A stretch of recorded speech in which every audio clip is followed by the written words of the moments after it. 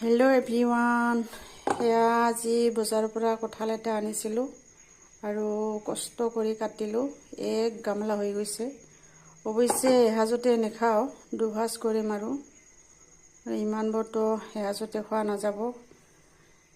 কাটা কষ্টৰ বাবে একেবাৰে কাটি থৈ দিলোঁ আৰু বজাৰত বৰ্তমান কঁঠালৰ বহুত দাম। মই 60 টকা দি আনিছিলোঁ। ঘৰত আছে যিহেতু, কিন্তু পাৰা অসুবিধাৰ বাবে আৰু কিনি লৈ আহিলোঁ।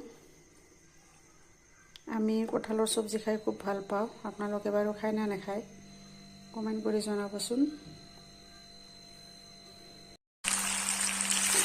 কঁঠালৰ চব্জি বনাই আছোঁ।